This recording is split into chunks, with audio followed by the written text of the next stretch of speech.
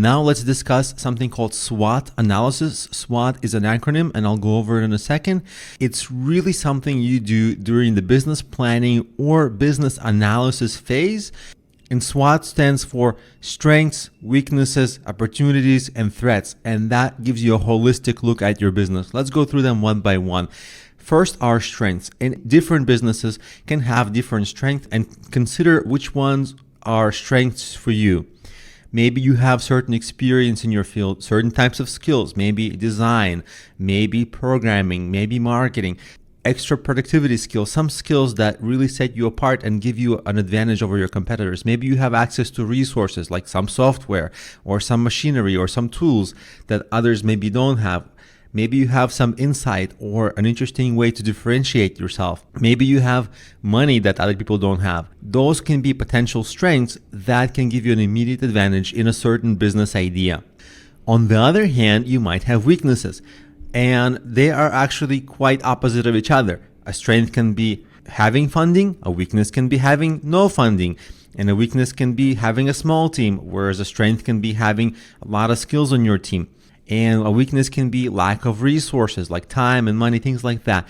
And ironically or interestingly, what happens is when you're starting out, most of these, they're weaknesses. People have small teams, little money, little resources, but as they choose maybe their little niche and they grow into that little niche and they start generating money, they maybe get some people working with them, they acquire resources and they become stronger and stronger, and those weaknesses slowly turn into strengths. Well then, you can begin to hire, you have more experience, and so over time your weaknesses can turn into strengths.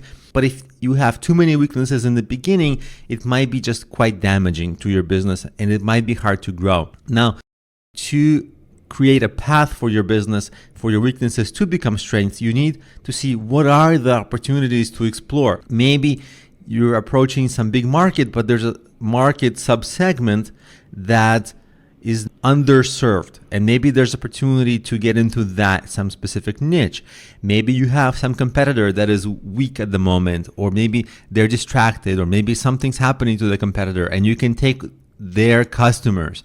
So that way, if you have an opportunity, you can start, of course, in some area with some weaknesses, but then quickly turn them into strength and grow into a bigger business.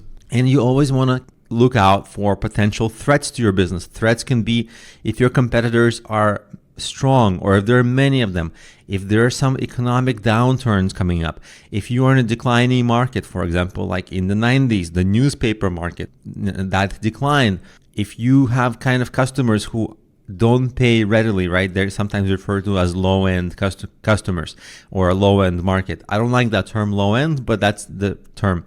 Or maybe you are actually targeting at too tiny of a niche, because you do have to choose your niche carefully. If you target it too tiny, there's very little money to be made. If you target too big, it's hard to promote. So that's where you evaluate all of this holistically, and then it gives you a sense of, is some business idea viable, or are there too many weaknesses?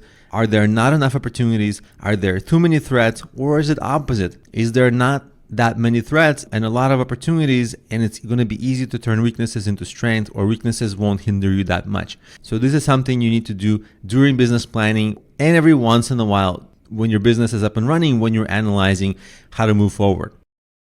Did you find this insightful? Was it useful in your journey to improve your productivity and increase your bottom line? If so, we have some good news for you. Along with other outstanding lecturers, we have developed a wealth of resources, including tools and online courses, many of them which are free, by the way, in order to help you develop your understanding of your business, bring clarity to your journey, and see what works for your enterprise. Get in touch today.